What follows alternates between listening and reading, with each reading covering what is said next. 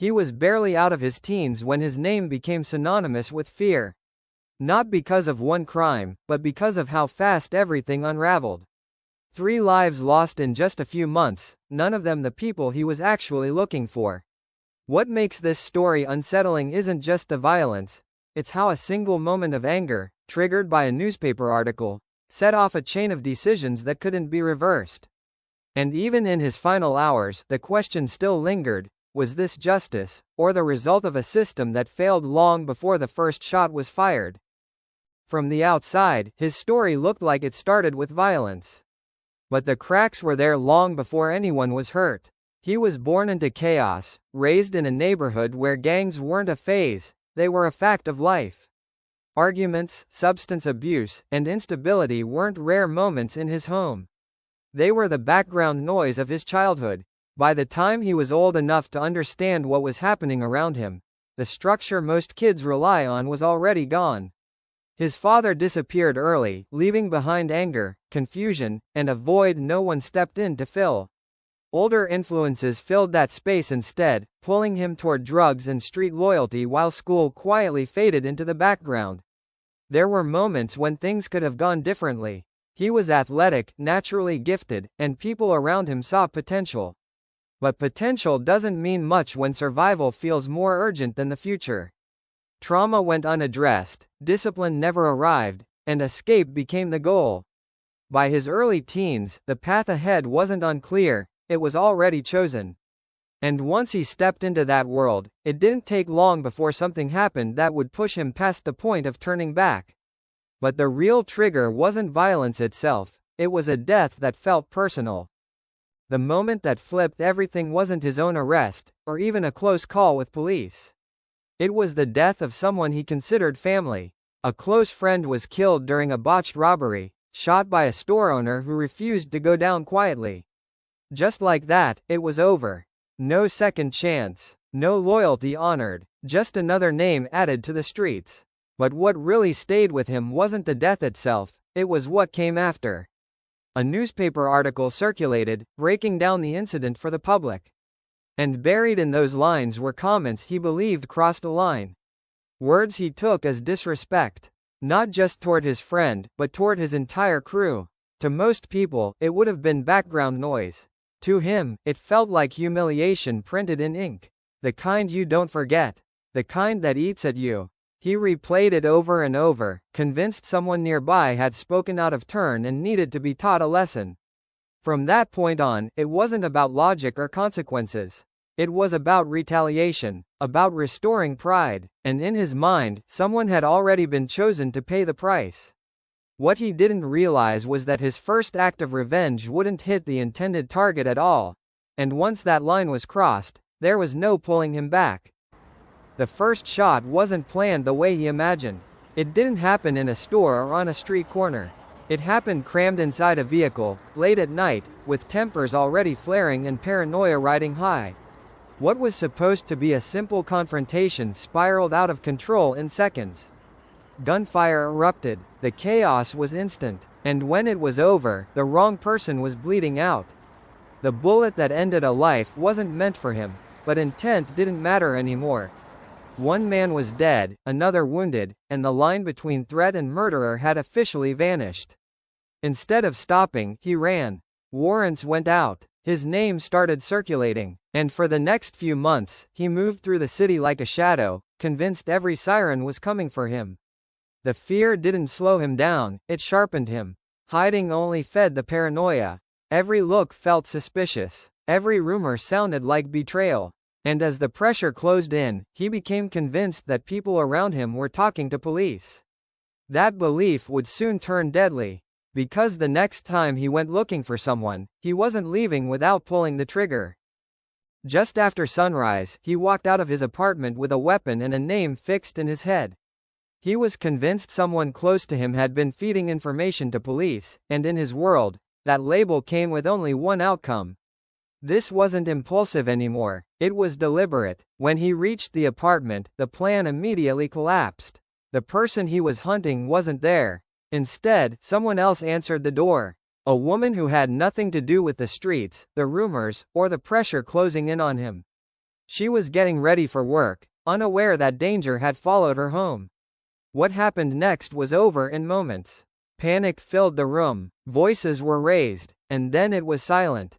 The decision he made in that instant couldn't be undone, no matter how much time passed afterward. He didn't rush out, he didn't act frantic. Instead, he moved through the apartment methodically, trying to erase himself, as if wiping away fingerprints could undo what had just happened. By the time he stepped back outside, another life was gone. And instead of slowing him down, it hardened him. Because in his mind, there was still one last score to settle, and this time, he knew exactly where he was going. By that evening, whatever restraint he had left was gone. He headed straight to a small convenience store tied, in his mind, to the disrespect he couldn't let go. This was the place he'd been obsessing over, replaying in his head for months. Tonight, he believed he was finally going to even the score. Behind the counter was a young man who shouldn't have been there at all. He was filling in for someone else, focused on school, work, and a future that had nothing to do with gangs or grudges. He wasn't the one who spoke to the media. He wasn't part of any rivalry. He was simply in the wrong place at the worst possible time. There was no argument, no explanation, just a moment of confusion before everything erupted. The attack was relentless, fueled by rage rather than reason. Even after it was over, he didn't stop.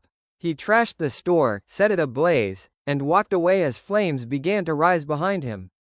To him, it wasn't about the person who died. It was about sending a message. But instead of erasing the past, he'd just created something far worse. An act so extreme it guaranteed the city, and eventually the state, would come down on him hard. And the most unbelievable part? He didn't keep it to himself. That same night, he started talking.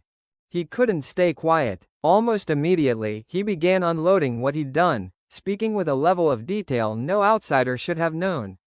First to someone he trusted, then to someone who would later realize those weren't just stories, they were confessions. He talked about the apartment, about the store, about things investigators hadn't released to the public yet, details that only the person responsible could know. At the time, he seemed almost relieved to say it out loud, as if speaking it made it less real. When police finally brought him in, it wasn't even for the most recent killings. But once questioning shifted, the walls started to close in. Hours passed, the tone changed, and eventually, the denials cracked. What came next was captured on video. Calm, coherent, devastating. He walked detectives through each step, explaining his motives, his movements, and the choices he made along the way. It was all there, laid out in his own words. That recording would follow him everywhere. Into the courtroom, through every appeal, and all the way to death row. But even then, the fight wasn't over. Because his defense had one last angle left to play. The verdict came fast, and the punishment was final. Multiple convictions. A sentence that meant he would never walk free again. While most people thought the story ended there, it was only the beginning of a much longer fight. Years passed behind bars as appeal after appeal was filed. His legal team argued that he never fully understood what he'd done, that his mental limitations and years of substance abuse made his confession unreliable. Courts reviewed the claims, studied the records, and one by one, rejected them. As execution became a real possibility, his strategy shifted. Instead of accepting responsibility, he took a different approach, one that would define his final chance at mercy. At his clemency hearing, he apologized to the families, his voice breaking. Then, in the same breath, he insisted he hadn't committed the crimes at all.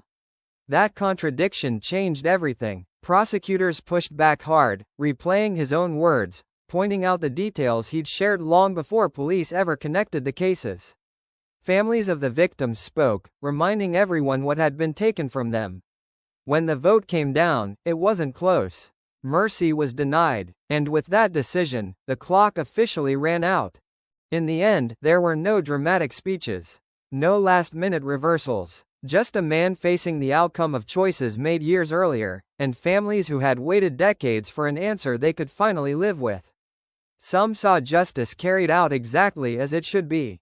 Others saw a broken system closing the door on someone it had failed long before the violence ever began.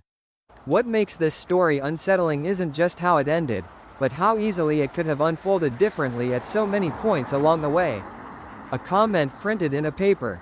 A belief that turned into obsession. A moment of rage that pulled innocent people into the blast radius. 3 lives were lost. 1 path was sealed. And the questions left behind don't disappear with the final sentence. Was this justice, or just the last chapter of a tragedy that started long before anyone was paying attention?